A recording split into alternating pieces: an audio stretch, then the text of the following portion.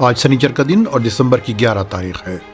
عرب دیش کی خبریں سننے والوں کو فیض الحق کا سلام۔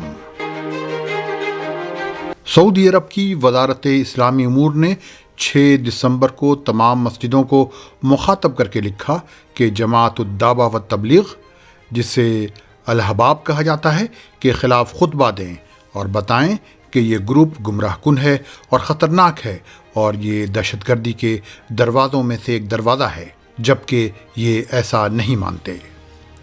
ان کی غلطیوں کا ذکر کریں اور معاشرے کو درپیش ان سے خطرے کا ذکر بھی کریں۔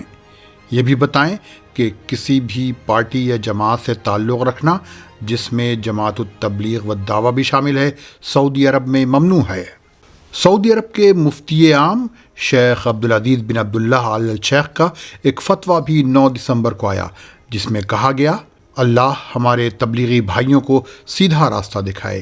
یہ وہ لوگ ہیں جو زیادہ تر تصوف کے راستے پر چلتے ہیں، صبح اور شام کے وقت اللہ کا ذکر کرتے ہیں، وہ سوتے اور جاگتے وقت اور کھاتے اور پیتے وقت بھی اللہ کا ذکر کرتے ہیں، لیکن یہ بہت افسوس کی بات ہے کہ وہ اپنے ساتھیوں کی تربیت نہیں کرتے اور نہ علم و سمجھ پیدا کرتے ہیں۔ اگر وہ کسی کو غلطی کرتے دیکھتے بھی ہیں تو یہ نہیں کہتے کہ آپ غلطی پر ہیں، وہ یہ کہتے ہیں کہ یہ ہمارا دعوت کا طریقہ ہے۔ اگر ان کے ساتھی علم، سمجھ اور فہم والے ہوتے ہیں تو وہ اس سے خوش بھی نہیں ہوتے، بلکہ ان سے دور ہو جاتے ہیں اور ان سے بچتے ہیں۔ وہ 3 دن، 40 دن اور 3 مہینے کے لیے گھروں سے نکل جاتے ہیں، لیکن جب وہ واپس آتے ہیں آپ ان کے اندر کوئی تبدیلی نہیں پاتے، بلکہ وہ ویسے ہی رہتے ہیں۔ ان کے اندر اللہ کے دین کی بھی سمجھ کم ہے۔ وہ تصوف کے راستے پر چلتے ہیں جس کا کوئی تعلق علم نافع اور عمل صالح سے نہیں ہے۔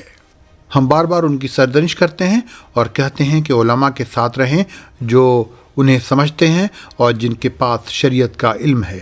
انہوں نے فتوے میں یہ بھی کہا کہ ان کا ریفرنس پوائنٹ عرب دنیا سے باہر ہے اور کافی دور ہے، وہ جہاں سے سیکھتے ہیں وہ بت پرستی سے قریب ہے۔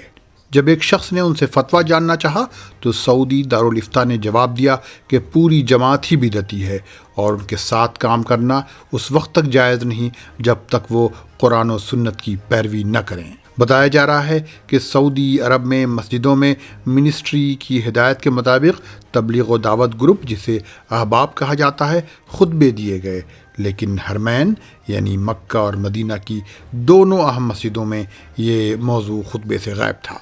جب منسٹری آف اسلامک افیئرز کا بیان آیا تو عربوں نے رد عمل ظاہر کیا، کسی نے اس کا خیر مقدم کیا اور کسی نے شیخ بن باز کا فتویٰ ٹویٹ کیا، جس میں کہا گیا تھا کہ جماعت تبلیغ و دعوت کے لوگ اچھے لوگ ہیں اور اچھا کام کر رہے ہیں، لیکن ان کی اصلاح کی ضرورت ہے۔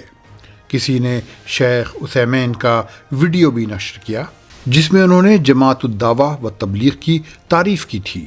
کچھ لوگوں نے یہ بھی بتایا کہ وہ ان دونوں اسلامی علماء نے اپنا موقف تبدیل کر لیا تھا اور وہ اس جماعت کو گمراہ ماننے لگے تھے۔ ایسا نہیں ہے کہ جماعت التبلیغ کو فکری بنیادوں پر پہلی بار سعودی عرب اور خلیج میں نشانہ بنایا گیا ہے۔ اس پر دہشت گردی کا بھی الزام لگا ہے، لیکن اس سلسلے میں اب تک کسی کی گرفتاری عمل میں نہیں آئی ہے۔ بھارت میں بھی اس پر رد عمل سامنے آیا ہے۔ صحافی ابھیجیت مجومدار نے اپنے ٹویٹر اکاؤنٹ سے ٹویٹ کیا کہ دیکھیں کون تبلیغی جماعت کو دہشت گردی سے جوڑ رہا ہے۔ انہوں نے ریپبلک ورلڈ کی ایک رپورٹ شیئر کر دی۔ ٹی وی چینلوں اور میڈیا ہاؤس نے بتایا کہ تبلیغی جماعت پر سعودی عرب میں پابندی عائد کی گئی ہے۔ اس میں امبانی کا نیوز 18 اور زی نیٹ ورک کا انگریزی چینل وایون بھی شامل ہے۔